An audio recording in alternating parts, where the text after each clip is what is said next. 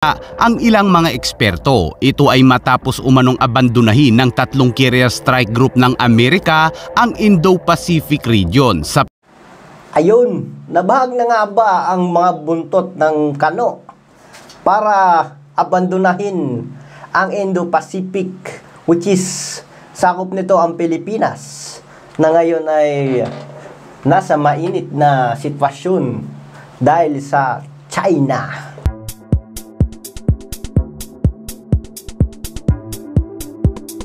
Sa mga di nakakaalam, ang Indo-Pacific region ay isang rehiyon na kung saan ang mga bansa na malalapit sa Indo-Pacific Ocean ay tinatawag na Indo-Pacific region, which is kasama ang Indonesia, Southeast Asia, Pilipinas, lahat ng Japan, sa Australia.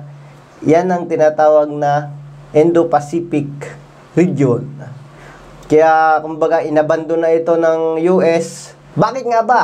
Yan ang ating aalamin. Let's go! Nagpahayag ng pagkabahala ang ilang mga eksperto na maaaring tumindi pa ang mga aktibidad, pananakot o panghaharas ng China sa mga inaangkin nitong mga isla sa East at West Philippine Sea. Ito ay matapos umanong abandonahin ng Amerika ang Indo-Pacific region. Unang umalis sa Indo-Pacific ang aircraft carrier ng Amerika na USS Theodore Roosevelt patungo sa Middle East, dala ang ilang mga guided missile destroyer sa grupo nito dahil sa Kaya pala umalis yung mga US carrier ng Amerika dahil siguro susuportahan nila yung gera doon sa Israel, sa Middle East. Kasi nagbanta yung Iran na titirahin yung Israel. Kaya siguro kailangan ng assist. Kaya pinadala yung mga barko nila doon. Lumana ng giyera sa pagitan ng Israel laban sa mga militanteng grupo. At ilang araw lang ang nakalipas ay nilisan din ng aircraft carrier na Abraham Lincoln na kargado ng mga F-35 fighter jets ang Indo-Pacific region at mabilis ding naglayag patungo rin sa Middle East matapos magbanta ang Iran na aatakihin nito ang Israel. Ang aircraft carrier naman na USS Ronald Reagan na nakaistasyon sa Japan ay umalis din pabalik ng Amerika habang ang pati pala yung sa Japan na nakadistasyon na yung umalis din. Ibig sabihin, malaki yung threat doon sa Israel. Kaya siguro tatlong aircraft carrier yung pinadala doon. Aircraft carrier na USS Carl Vinson ay nasa kasalukuyang maintenance period. Mula nang umalis ang mga dambuhalang barko ng Amerika ay dito na biglang mas naging agresibo ang China. Kaya pala naging mayabang na masyado yung China. Kaya pala binubunggo yung mga BFAR na barko at US at PCG. Kung saan nag-deploy din ito ng aircraft carrier na Shandong na ito, pinadala daw yung Handong. Handong. Lalayag mula sa East at South China Sea at ang hindi na baka bulok na din tong barko na to na Handong na to, Handong. PLA Navy warship ay mas lalong lumapit sa mga bahura sa West Philippine Sea na sakop ng Pilipinas.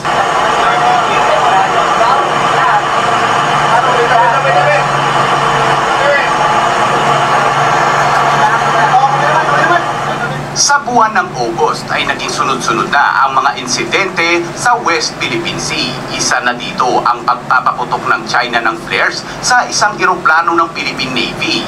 Mababang paglipad ng helicopter sa mga tauhan ng BFAR at media sa Sandy Cay. Inikutan ng 5 speedboat ng China ang BRP Teresa Magbanwa sa Escoda.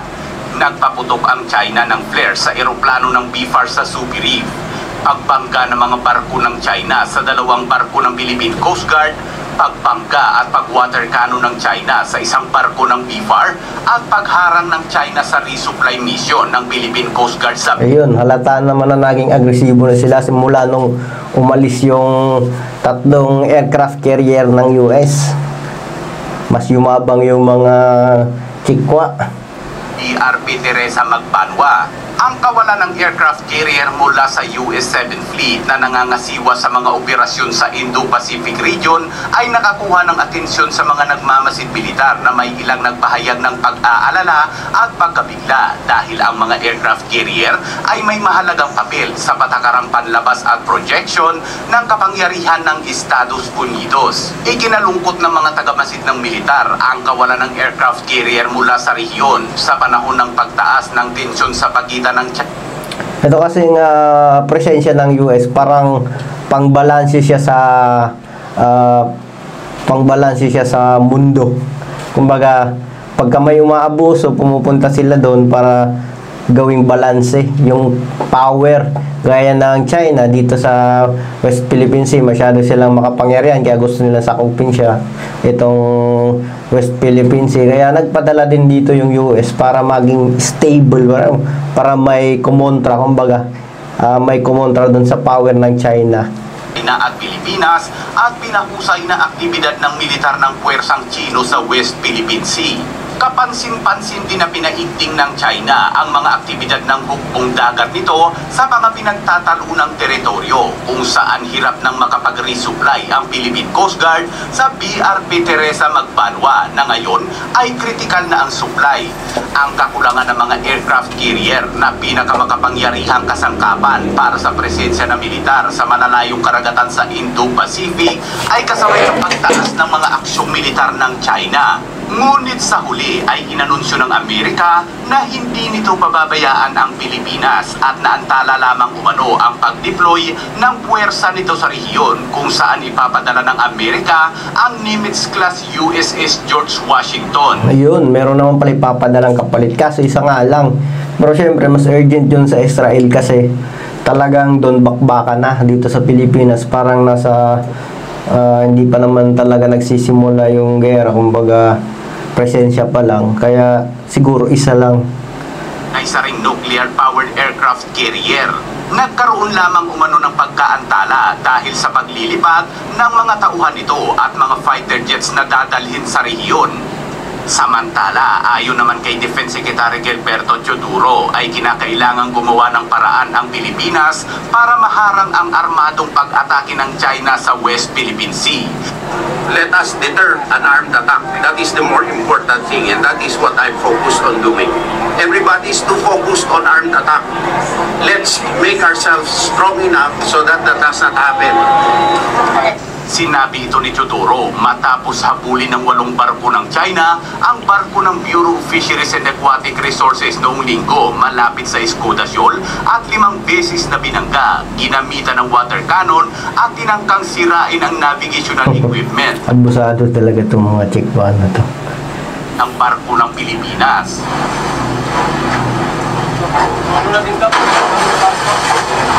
Ako talagang dito ko na lang nilalabas sa YouTube yung mga hinaing ko sa China. Kasi wala naman tayong magawa.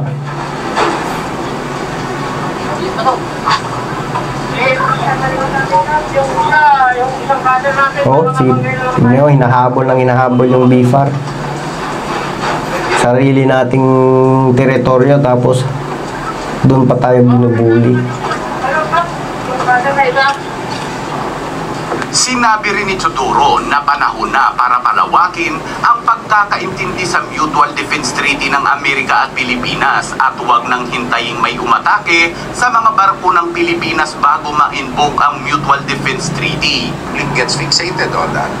So I think we should broaden the scope of the MDT to face a dynamic and cunning adversary. Armed attack is defined diplomatically, not legally, by either equal sovereign partner within the alliance. And Article 3 of the treaty calls for consultations. Sinabi naman ng Amerika na handa silang samahan ang Pilipinas sa resupply mission at nakahanda rin sila sakaling ma-invoke ng China ang Mutual Defense Treaty. Yan ang aabangan natin sa mga susunod na buwan. Kung ano nga ba yung magiging epekto ng pagsama ng US Coast Guard sa Philippine Coast Guard sa pag-resupply mission. Tignan natin ang magiging ugali ng China kung ganun pa ba sila ka-agresibo. Pero sa tingin ko, lalayo at lalayo. Kumbaga, didistansya yung China na yan pagka nakita na ang US Coast Guard. Hindi ng dalawang bansa. Certainly within the context of consultations, escort of one vessel to the other is an entirely reasonable option within our mutual defense treaty. So ayun, aabangan natin yung mga susunod na mangyayari sa mga resupply mission. Kung hindi pa pala nakapag-subscribe, please hit the subscribe button and then hit the notification bell para sa mga susunod pa nating mga videos. Maraming salamat!